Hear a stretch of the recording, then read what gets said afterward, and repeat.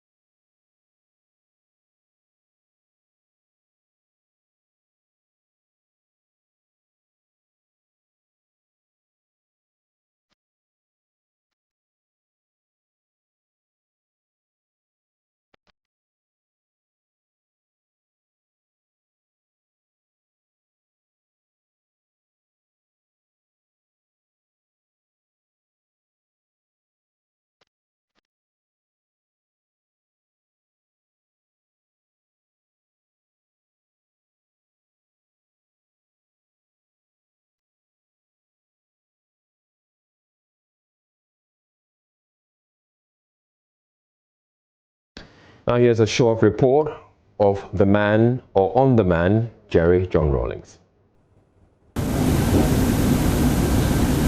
How many of us would toy with the truth if we had to be dealing with our languages? Jerry John Rawlings was born in June 1947 in Accra, Ghana, to Victoria Agbotui from Jolikope Keta and James Ramsey John, a chemist from Castle Douglas in Scotland. On May 15, 1979, Rawlings and 6 other soldiers staged a coup d'etat against the government of General Fred Akufo, but failed and was arrested. On June 4, 1979, Rawlings led another coup to oust the Akufo government and Supreme Military Council. He became the chairman of a 15-member Armed Forces Revolutionary Council AFRC, which ruled the country for 112 days. On 24th of September 1979, power was peacefully handed over by Rawlings to President Hila Liman. On 31st of December 1981, Rawlings ousted President Hila Liman in another coup d'etat, claiming that civilian rule was weak and the country's economy was deteriorating. He established the Provisional National Defense Council (PNDC). That a coup will not succeed if the atmosphere... The military junta as the official government. Rawlings established the National Commission on Democracy (NTD) shortly after the 1982 coup and employed it to survey civilian opinion and make recommendations that would facilitate the process of democratic transition. People like to make all kinds of claims about Rawlings, that he didn't want to hand over. Absolute rubbish. I will use this occasion to tell them something that they never imagined. Had we, any one of us, dared to suggest that we're going to stay on for one more day, we would have lost the complete support of the masses. In 1992, Rawlings founded the National Democratic Democratic Congress (NDC) on 7 January 1993, the same day that the new constitution came into effect and the government became known as the Fourth Republic of Ghana. He became president. He was re-elected in 1996 for 4 more years. In November 2000, Rawlings was named the first International Year of Volunteers 2001 eminent person by the UN Secretary General Kofi Annan, attending various events and conferences to promote volunteerism. Rawlings attended Achimota School and the Military Academy at Station. He was married to Rawlings, who he met while at Achimota School. Mr. Rawlings has 3 daughters, Zaneto Rawlings, who is currently a member of Parliament, and Tikito Rawlings, also Yasantua Rawlings, Amina Rawlings, and a son, Mr. Rawlings recently passed away at the age of 101 years. Jerry Rawlings will be remembered as Ghana's democratically elected president who served the longest and perhaps handed the country one of its greatest assets.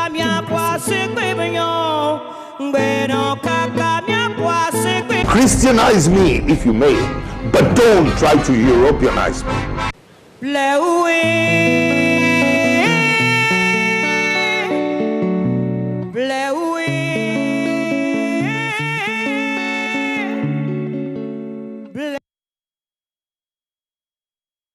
Now, tributes are being pouring in from across the country and the world. The Rawlings family was at Jubilee House in the last hour to inform the president. A great tragedy has befallen us as a country and as a family. Some 4 weeks ago, we were here to inform the presidency of the death of our mother, our grandmother, our sister, and the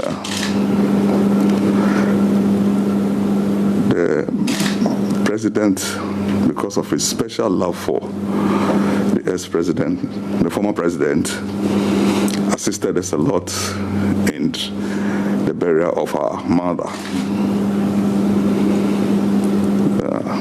Just some few weeks or some few days after the burial, the former president, Jerry John Rawlings, fell sick and was hospitalized. A lot of efforts were made. I know the president was in touch with his brother. Little did we know that former president will leave us. So we've come here formally to inform the president and the entire government that this is what has happened. It is true.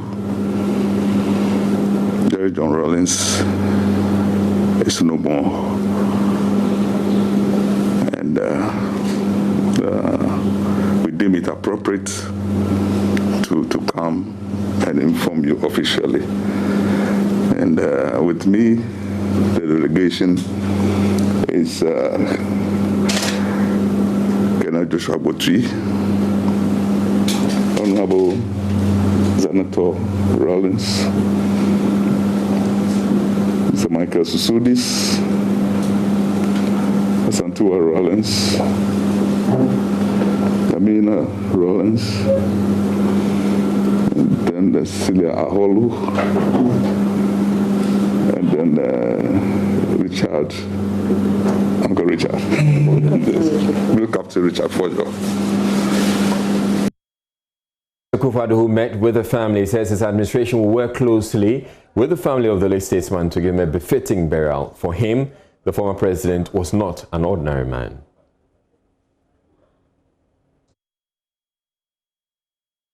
I find it hard up to now to really incorporate, assimilate the information. There's a man of great vitality, dynamism and energy. It's very difficult to conceive of him as a dead body lying in a morgue or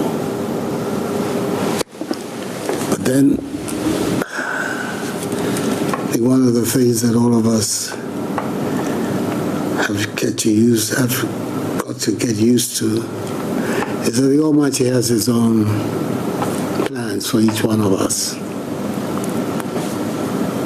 And improbable as some things may be, nevertheless they happen.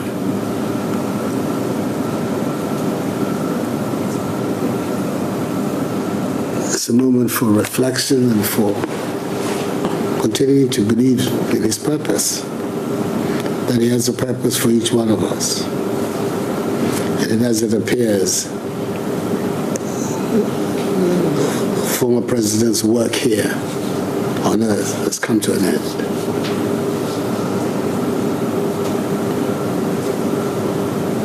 He and I had a tempestuous relationship going over many, many years. But I believe that we came to see value in each other. That's how I put it by the end. Extremely disturbed and saddened by his passage.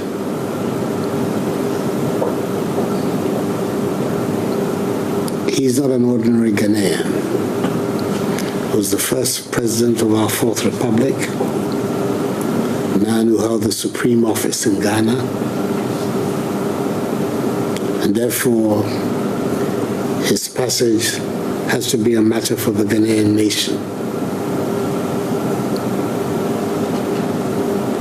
I know the feeling of family on such an occasion, but I think that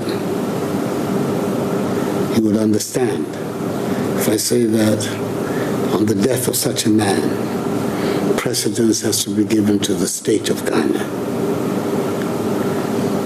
So the Chief of Staff, their office, will be in touch with Colonel Abutri and the family, and Akufo-Addo Rawlings, for us to agree on how we proceed. Time for funeral, all those things have to be agreed upon, but that the state has to pull out all the stops and make sure that he's given a most befitting and dignified exit.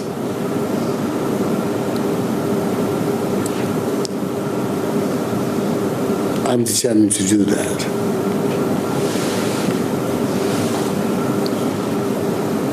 I think his contribution to this country's history is there for all to see. And at the end, he's had to leave.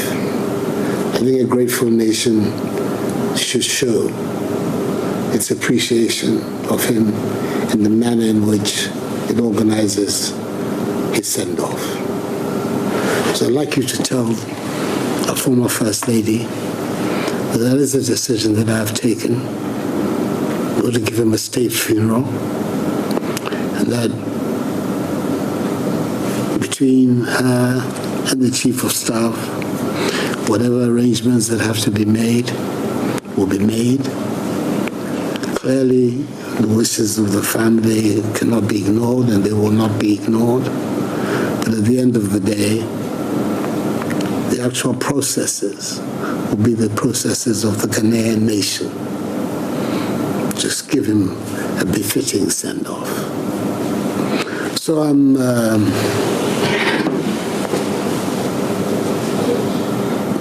appreciate very much your coming to inform me fully and formally of this development.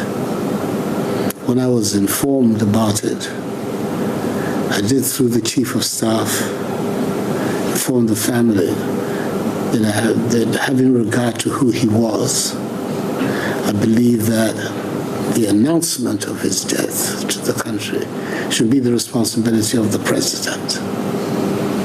And it is on that basis that I had issued a statement announcing formally the death of President Rawlings. So that therefore provides us with the framework within which we can go forward. Now, flags are already flying at half-mast at Jubilee House after the president officially announced the death and declared 7 days of mourning starting Friday. Elton Brobe is our presidential correspondent. He joins me from Jubilee House. Hello, Elton. So we know that the office of, or the family of the late former president has been to see the president, and I would want to know what else came out after that meeting. Over Israel. My information is that President Akufo-Addo will also pay a visit to the family, hopefully tomorrow, to commiserate with the bereaved, especially the wife, Nana Rawlings. She couldn't come. At this stage, customary, she has to stay home and receive visitors. So hopefully tomorrow, my information is that President Akufo-Addo may also undertake a similar visit to the home of the former president to commiserate with the wife and the family, and then continue with discussions on the way forward in terms of organizing and giving the former president a befitting send-off. So the family will now have to confer among themselves and then communicate back to government. Government has declared a 1 week of national mourning. Flags already flying at half-mast, even though the directive is expected to take effect from tomorrow. But that is the information. They left immediately after the meeting with the president, and indeed, even before they came, President Akufo-Addo wanted to go there and then, commiserate with them, go there and console them, but that was cancelled because the family themselves wanted to come here first to formally inform him, and then that aspect of tradition would be respected. So what I'm picking is that tomorrow, hopefully, the president will also undertake a similar visit to the rich home of the former president and also commiserate with them on the passing of Mr. Rawlings, Israel. All right, Elton, I also know that you're quite close to the former president, the former president. How did this news come to you? Well, we were all at the Jubilee House. We were all getting ready for that joint news conference. President Akufo-Addo was just about holding with the visiting interim president of Mali when news came in. Indeed, I saw it first on social media. So I put in a call to some people very close to the ex-president, and the information I got from them was that he was unwell. His situation was not the best, but he wasn't dead. And then 10 minutes later, I got a text from that same source, and the message was very simple: he is gone. And it was shocking, and was in a state of, I was disturbed, because everything was happening so fast and it sounded unbelievable. But eventually, when everything settled and news started coming in from people very close, who were very close to him, it became quite clear and obvious that we had lost a very dynamic and, somebody who was very instrumental in our fourth Republican constitution, and also was, very instrumental in sustaining our democracy. So it was shocking. I can't find words to describe how shocked I was when I heard it. I didn't expect it. But some few days before, we knew of the fact that he wasn't doing well physically. And indeed, few days before he passed, we knew that he had been taken to Kolebu, where he was receiving treatment at the ICU. So we knew that his health-wise wasn't the best, but weren't expecting such a news, especially at this time. Now, what are some of the fond memories you have of the former president? It was so many. Indeed, I have like, if I should count, about 5 unbroadcast interviews I had with him. The first one was a day after the late Mills died. The late President Mills died. Somebody took me to the airport to meet him. He was out of the country when the late Mills died. So he came into the country a day after, and somebody took me to the airport to meet him at the VVIP section of the airport. We had about close to 50 minutes of interview, and he had some really nice and inspiring words to say about the former President Mills. So I was on my way to the office, excited. I had an exclusive. I was just going to blow it out. And then just about when I was getting down to work, I got a call from him saying that I don't think the interview is worth playing. So let's put it aside and let's find another time to talk about these issues. And I can recount similar instances where they will call me in the morning. I have a big story for you. Come over to the office. Let's meet at 10. I'll go there. We will spend about 3 hours chatting in his office. And then at the end of the day, there will be no story for me. Later, I got to know that he needed company. And I mean, we chat. He had a great sense of humor. We would chat about virtually everything. Sometimes he would cook, but we eat together. So that's how close it was. And every Christmas, I would get a hamper from him. Yeah, I know about the hamper part. Thank you very much, Elton Brobe.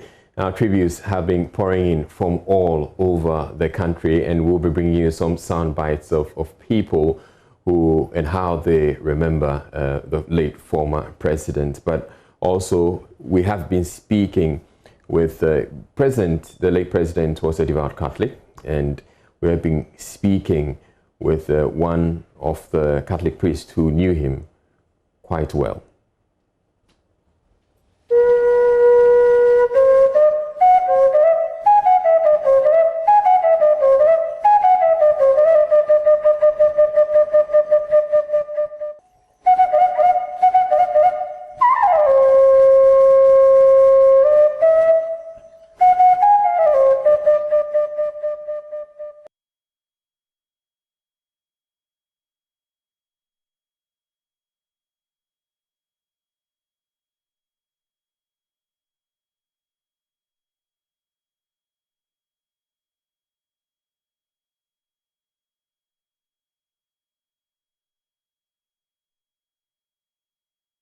Right, we will bring you that interview with Father Campbell in a bit, but let's now go to the residence of the late former president, where Kwesi Parker-Wilson has been since the news broke. Parker, what more can you report for us? Hello, Jola. And people to inform the supporters who are gathered here to go back home.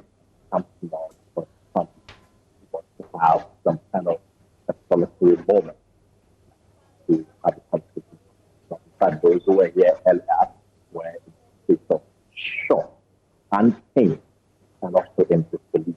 Some who wanted to fight into the residence and confirm for themselves whether indeed the former president was part of just before that the security here also reinforcement to about 40 armed policemen came over and by the security they were taken along the road in front of the house so that no vehicle would use the road. So as you can see, the place is a bit quiet now, even though a few people are still hanging around, of course, for their own reasons. But we've been speaking to some of the NDC bigwigs who came in earlier to pay their respect and also commiserate. Apologize for the quality of the audio there from the residence of the late former president. Let's now go to listen to Reverend Father Campbell. And we greeted each other. So when somebody mentioned this morning, I couldn't believe it. So I was really shocked at the hear of the death of this wonderful person. So I've known him for a long time. I've known him since 1980, when I met him a long time ago. And over the years, I got to know him because of my work with the lepers and work with the Children's Hospital and work with the needy.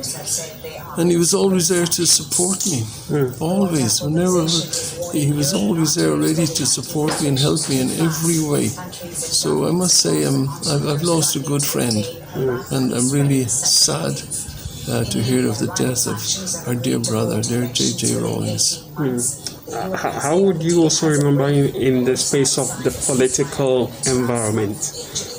What would you say is the role he played to shape the political structure of Ghana? I think the man was a disciplinarian. He had his views, But he liked him, he had his views, and he was a disciplined man, and that's what I liked about him, that he kept his views and he lived his views. So I must say for that, I will always remember him. And he was also one who he always encouraged me in my priesthood, always encouraged me in my work with the lepers and with others. After a sermon, he'd come and say, "Father, thank you for your wonderful words, thank you." So his compassion, his discipline, this is what I liked about him. For the lepers aid, let's look at the lepers aid. What role would you say he played to build the foundation of what you have been championing over the years? He always gave me the encouragement. He always supported me. Always there ready to support me in every way he could. He was there behind, because it wasn't easy. Look, working with these people are forgotten. He was always there to support me and don't give up, carry on, whatever way possible. So he was always there as an encourager in the difficult task I had of looking after these marginalized people. And he was always there to say, you're doing great, keep it up. How would his death affect the political climate going into the December 7th elections? Well, I'm sure now everybody will be really shocked. They'll be shocked to hear of this news that now we're going just a short time away will be an election time. Now let's go to a statement issued by President Akufo-Addo earlier in the day on the demise of the late former president. It says, "It is with great sadness that I announce to the nation that the first president of the Fourth Republic, His Excellency Jerry John Rawlings, has joined his ancestors." This tragic event occurred at 10:10 a.m. on Thursday, 12 November 2020 at the Kolebu Teaching Hospital, where the former president was receiving treatment after a short illness. I convey the deep sympathies of government and the people of Ghana to his wife, the former First Lady, Nana Konadu Rawlings, the children, the family of the late president in these difficult times. I have directed that all national flags should fly at half-mast for the next 7 days in all parts of the country, and I've declared 7 days of national mourning from Friday 13th November to Friday 20th November. In honor of the memory of former President Rawlings, the Vice President and I have suspended our political campaigns for same period. Government will work closely with the family of President Rawlings on the arrangements for a fitting state funeral for the late president and will keep the nation informed accordingly. A great tree has fallen, and Ghana is poorer for this loss. May his soul rest in perfect peace in the bosom of the Almighty until the last day of the resurrection, when we shall meet again. Amen. Now, the office of the former president has also issued a statement to announce the passing, or announce his passing. It says, "It is with deep sadness that the family of His Excellency Jerry John Rawlings, retired, informs the general public that the former president of the Republic passed away on Thursday morning after a short illness. The family requests privacy at this difficult moment. Details of funeral arrangements will be announced in due course." And this is signed by Zaneto Rawlings, Member of Parliament. We'll be bringing you more of the tributes that are coming in from across the country, but let's now go to his residence. We're going to the former president's mother hails from Jalukopa in the Volta region and regarded the place as his hometown. Indeed, the mother, Victoria Agbotu, only recently passed, age 101. Joynews' Fred Kwame Asari, who is currently at Jalukopa, joins me live from the family home. Hello, Fred. And you were telling me earlier that the former president, the late statesman, was in his mother's hometown just last Sunday. Tell us more. Yeah, Israel. So I got here about 5 p.m. where I met some family members who had gathered at the residence of the former president's late mother in Jalukofe to receive well wishes and people who would want to visit the family house to mourn with them. I spoke to one of the family members who told me he is the family head, he actually mentioned that during the burial of the late mother, he was at the forefront and then took charge of the burial and then some rites that were performed. So he mentioned that indeed they received the information, though the family in Accra had not communicated directly or officially to them. He spoke to one or two family members who confirmed the death of the former president. He mentioned that it is actually, or it came to them as a shock, in the sense that the former president was in their community just last week or just this Sunday, where he visited the graveyard of the late mother, and then he promised that he would come back and sit with them to plan for the 40 days rite of the late mother. So receiving the news this morning that the former president is no more came to them as a shock. He mentioned that the clan has lost a big hero, that is the Bate clan of the Vuga Zumali and the Jelikope community. He mentioned that they have lost a big blow, and then the entire Anglo state as well, in the sense that the former president is the only standing statesman from the Anglo state. So this death does not only affect Bate clan or the Bate clan in the Jelikope community, but in the entire Anglo state has indeed lost a great hero. He mentioned that now that the former president is no more, plans to perform the 40 days rite for the late mother has to be put on hold and until further notice. He also mentioned that they don't know the cause of death at the moment. They have not communicated to them as to how he died or what killed him. So they are waiting on the family in Accra to officially communicate to them. But then the death of the former president came to them as a big blow, and that they have lost a great son of the show. All right, thank you very much, Fred Kwame Asare, bringing us that update there from Jelikope. You're watching Joynews Prime, and we're bringing you extensive coverage on the demise of former President Jerry John Rawlings. But we're taking a break at this point. We have a lot more coming up. We have tributes from across the country, and we have some others who have been speaking about the death, and we'll be bringing you all of that. Right now, though, we're taking a break. We'll bring you business news in a bit.